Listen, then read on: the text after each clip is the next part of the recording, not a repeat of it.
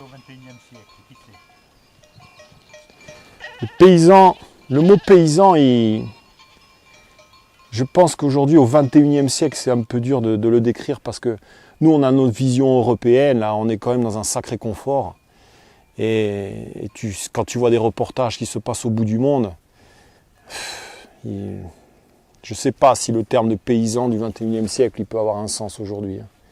Il y a des gens qui sont tellement loin dans la technique et d'autres qui sont tellement en retard, entre guillemets, parce que ceux qui sont bio, au final, c'est ceux qui ont un impact écologique bien moindre même que le mien.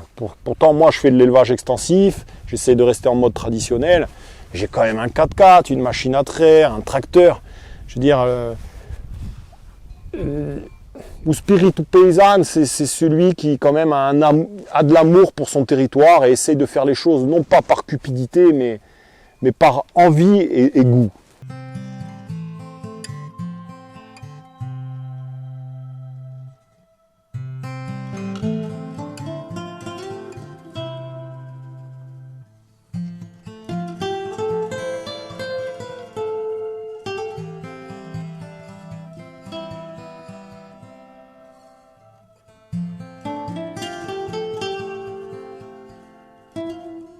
Envie de bien faire les choses, envie de s'appliquer, aimer son lieu, aimer son pâturage et faire en sorte, quand je tronçonne un arbre, moi j'ai aucun objectif de rentabilité, de vendre une camionnette de plus de bois. Voilà, j'ai décidé d'éclaircir une parcelle, j'essaie de faire ça bien et je laisse évidemment des beaux arbres aux beaux endroits pour que le lieu reste propre à la fin, quoi. Je pense que c'est un peu ça, la paysannerie qui a survécu chez nous.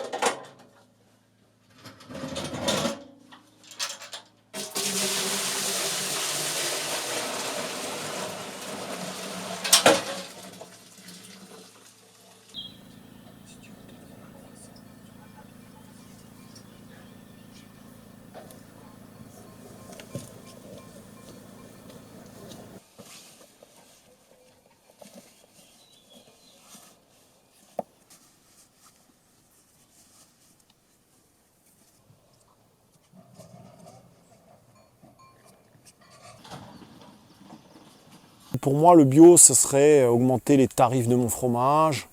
Et vu qu'on habite sur une île, toute la marchandise qui arrive aujourd'hui, les céréales, les compléments, ils arrivent par bateau. J'estime qu'un peu sur notre île, faire du bio aujourd'hui, c'est un peu ambigu. Mais bon, bien évidemment, je suis conscient que c'est l'avenir aussi de l'agriculture, hein. Là, j'ai des parcelles en bas que je sème, je m'interdis de balancer du pesticide, je m'interdis de balancer du chimique, quoi. J'essaie de faire ça intelligemment, quoi.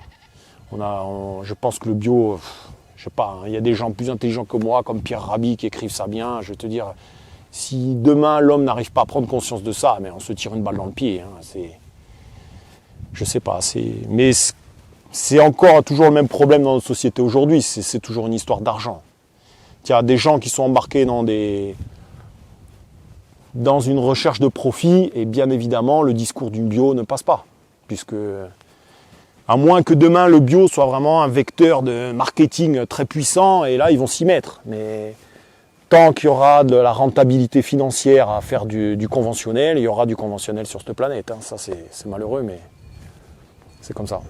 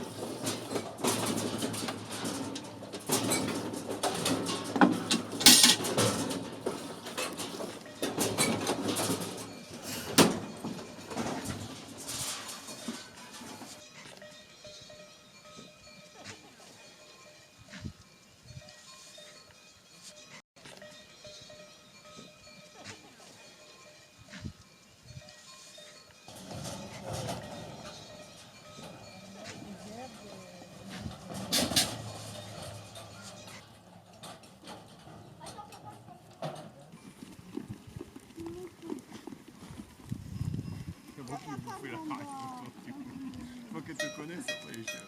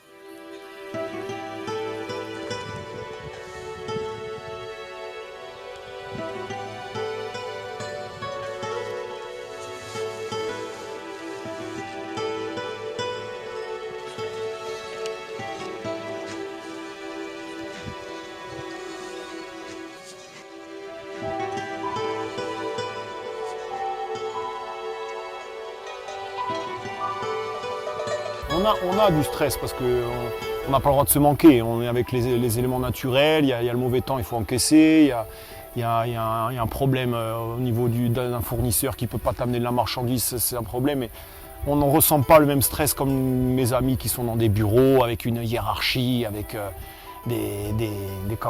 des contraintes, des objectifs à respecter. Moi, les objectifs, je fais mon lait. Je fais mon lait pour être content de faire mon lait. Si maintenant j'ai une saison où je fais un peu moins de lait, eh bien, on s'en fiche. Hein, je ne suis pas là à mesurer le litre près. Hein. Je suis en train de casser le fromage qui a reposé pendant 2 heures.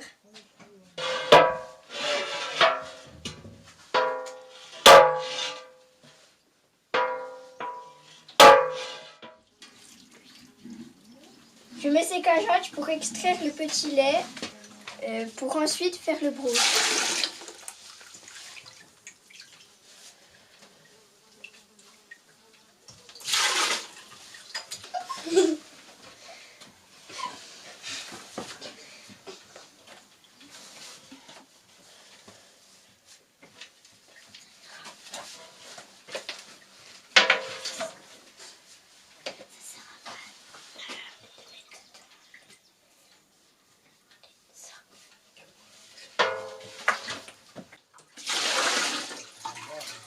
Tiens, tu peux me faire une casserole dans celui-là aussi, s'il te plaît? Oui, c'est là, il y a du fromage.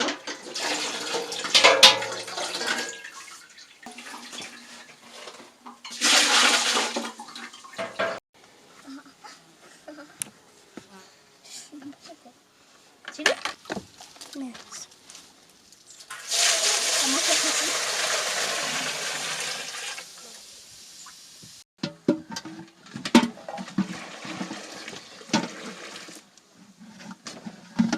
Tu as des horaires de fou, surtout au printemps. Quand tu fais 70-80 heures par semaine, il faut que tout le monde soit convaincu dans la maison, parce que sinon ça ne le fait pas. Après, les enfants, mine de rien, bon, il y a des choses qu'on arrive à leur offrir que d'autres gamins n'ont pas. Et malheureusement, il y a des choses qu'on ne peut pas leur offrir aussi. C'est la disponibilité sur les activités, choses comme ça. Ça, malheureusement, c'est un peu dur, mais bon. En même temps, quand tu vois mes gosses là qui font le fromage en montagne, qui courent là, qui sont en pleine nature comme ça, c'est aussi c'est une chance pour eux. Hein. Mais bon. En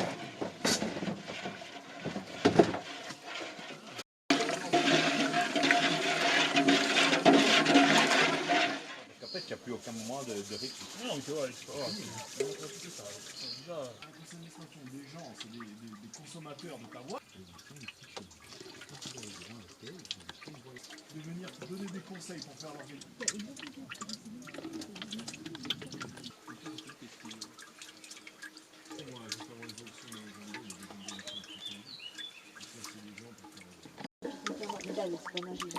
Non, maman, elle nage, mais bon. Ouais, tu bien adulte. Mais je descends.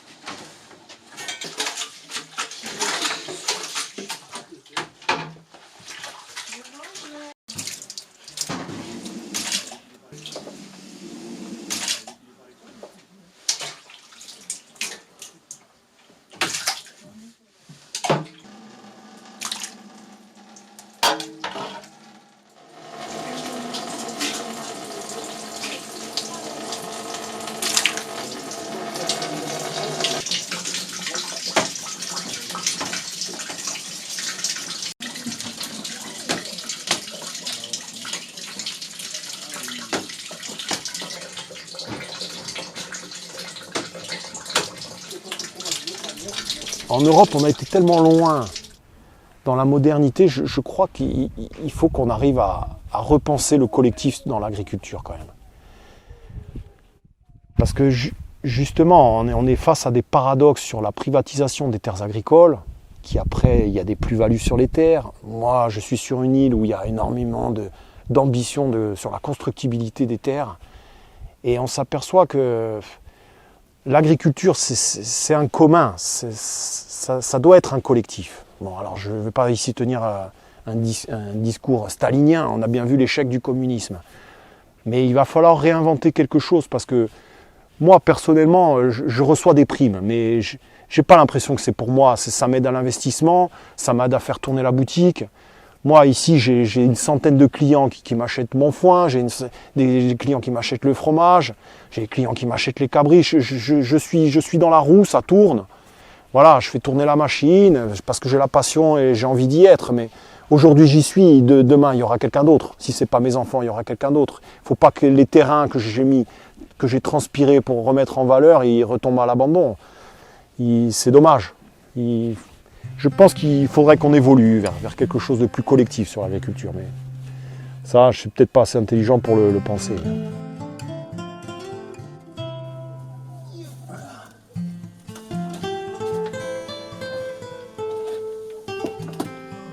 Alors, le bambou est tout frais.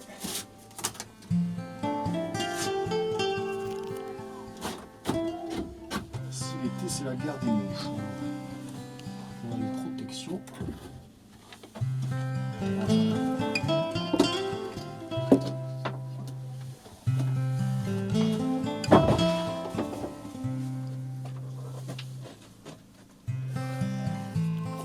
vois la planche d'une année sur l'autre. Tu gardes un peu les ferments. Ça le fait tout seul. Peu de temps, ils vont finir.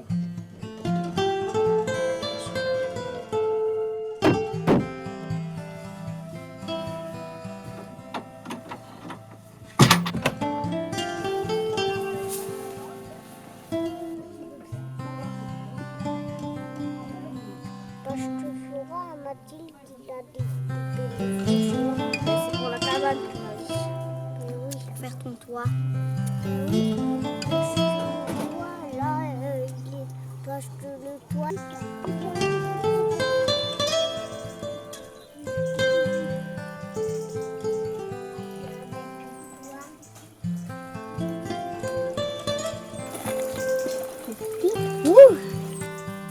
J'ai pris tes bâtons pour ami.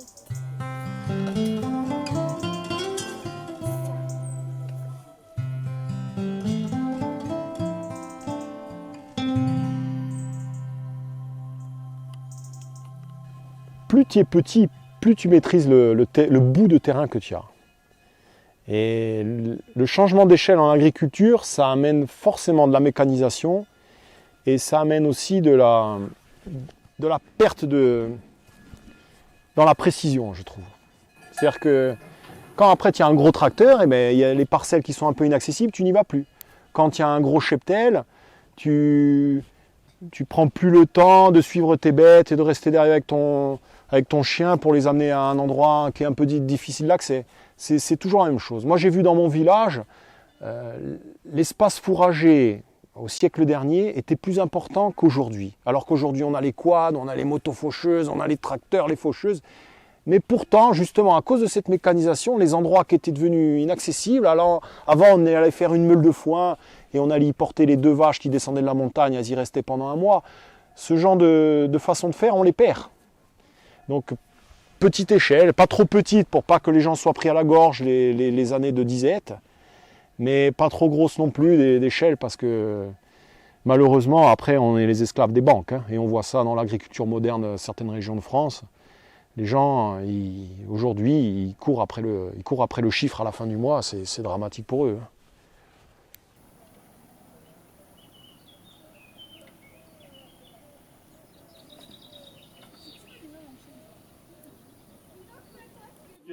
J'ai travaillé un quart d'heure à l'association là-bas, 20 minutes là-bas, 40 minutes là-bas. Et tu le vois comme quand des fois tu as les CV. Bon, les photos ne vont pas autant, c'est une belle forme. Non, m'amuse ton avis.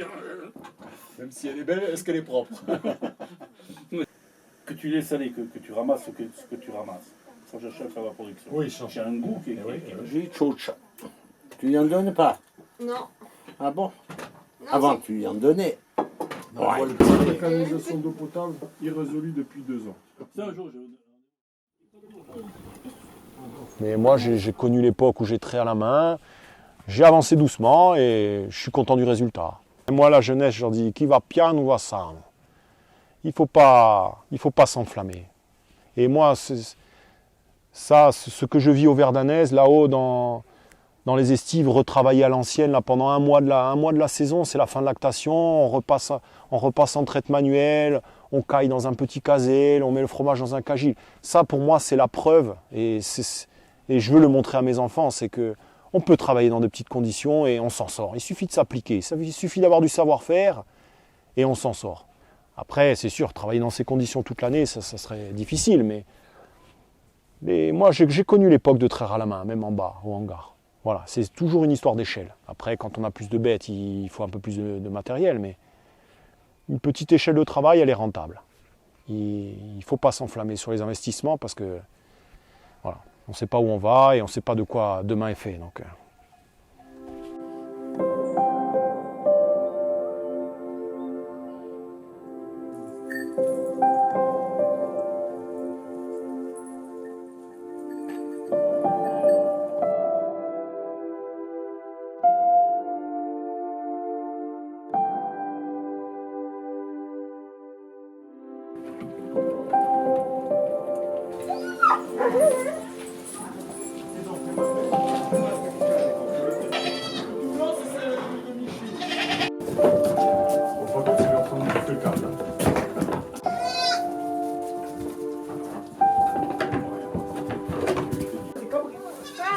Les cabris qui dormaient, qui ne bougeaient pas.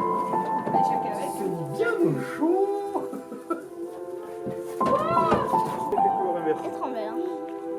C'est de l'Aurélien. On va prendre notre copain là, le Voilà, c'est pas ça. Ça, c'est eux qui va garder. On devait garder, mais il est un peu. Je me suis déjà tout ramassé là. Demain soir,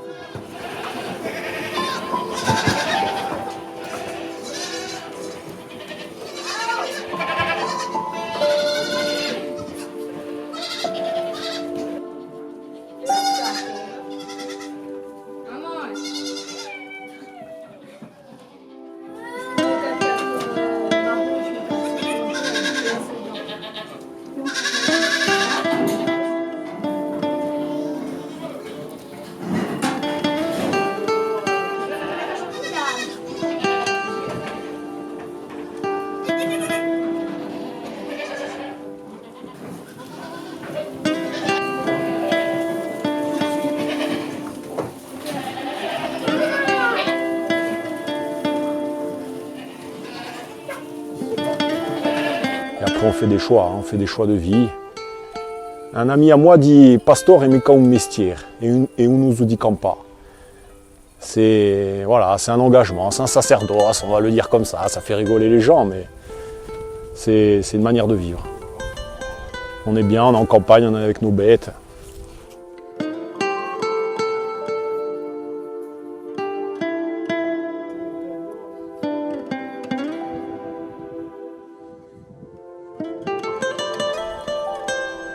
Disons que quand tu fais ça, tu sais ce que tu fais, et je pense que quand tu arrives à l'article de la mort, il n'y a pas de regret, ni trop de reproches à te faire. Tu es heureux d'avoir fait ça.